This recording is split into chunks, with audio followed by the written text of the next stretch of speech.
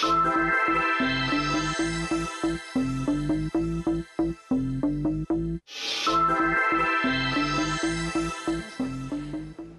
jolie casquette! Merci Quel Valérie. joli gilet qui vous va merveilleusement bleu, qui fait ressortir vos jolis yeux. C'est gentil. C'est du mohair, c'est quoi? C'est du mohair, effectivement. Jusqu'à présent, on a beaucoup parlé de gastronomie à la ferme, des bons produits fermiers. Oui. Mais la ferme, c'est aussi tendance. On s'occupe de son corps et de son look.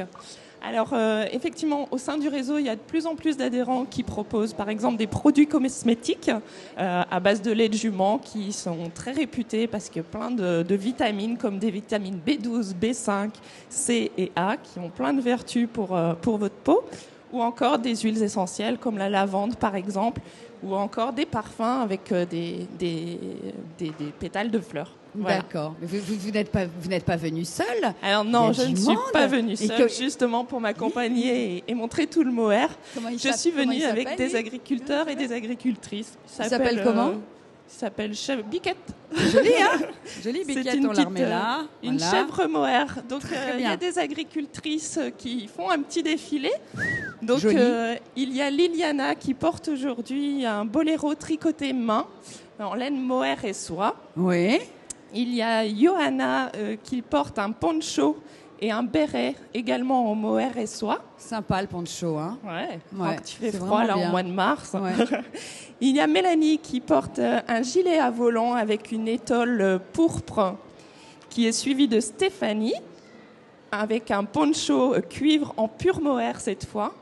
Et là, un agriculteur qui tricote, qui s'appelle Arnaud et il porte un pull en trèfle, couleur trèfle, en fibre de mohair et soie. Et puis Anne-Marie Charles qui porte elle un gilet bicolore avec une petite écharpe coordonnée. Merci Voilà. à eux tous, vraiment. Merci Alors, beaucoup. Ce sont des agriculteurs et des agricultrices qui portent Ouais. leur propre création, puisqu'ils se sont regroupés au sein d'un réseau, le Mohair des fermes de France. Oui. Donc c'est un seau de qualité puisqu'ils maîtrisent en fait la chaîne de fabrication de A à Z. Ils sont éleveurs donc de chèvres angora et donc ils produisent leur propre matière et font D'accord. ces beaux vêtements. Ok, très bien. D'où la jolie casquette, le beau gilet. Voilà. Très bien. Alors, Continuez, je vous écoute. est-ce que vous connaissez justement la différence entre la laine, le mohair et Alors, l'angora? vous me l'avez expliqué hier. La laine, c'est le mouton. Le mohair, c'est la biquette. Voilà. la Voilà. chèvre. Et le lapin, et le lapin, c'est l'angora ou vice Voilà. versa. Bon, Voilà. chacun son. C'est bien Valérie. Mémorisé, hein. On a bien Elles me révisé. font bosser, hein.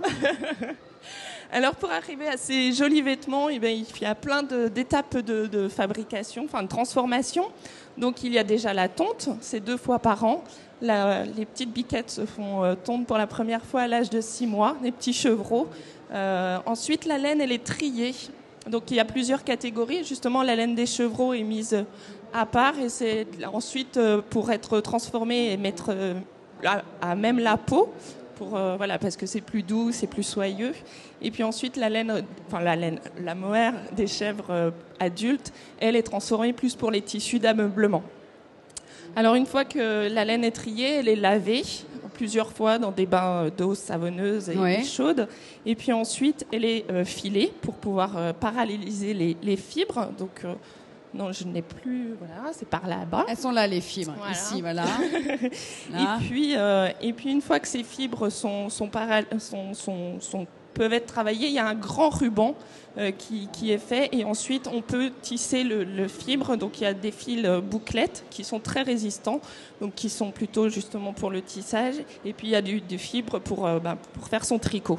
D'accord. Donc ensuite les modèles sont tricotés. Petite écharpe peut-être pour repartir. Content, Benoît, il trouve ça très joli. Hein, elle est bien celle-ci, ouais. Pardon, Puis, Emmanuel. non, je vous en prie. Et puis donc une fois, alors ensuite le propre aussi, c'est que les éleveurs commercialisent en direct leur production, donc sur leur ferme, sur les marchés, sur des salons, et de plus en plus par internet et par correspondance pour s'adapter aussi à la clientèle.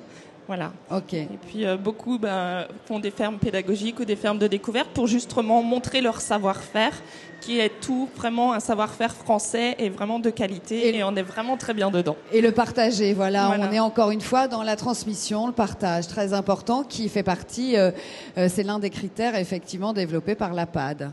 Oui, il faut travailler ensemble, et effectivement, en étudiant de nouveaux modes de production, un des intérêts, c'est justement le travail en groupe, la motivation qu'on retrouve, à une émulation aussi, le partage d'expériences. Donc c'est vrai que c'est important. Voilà, la transmission de l'expérience, on très a un important. voisin qui produit aussi, qui vend des très proches.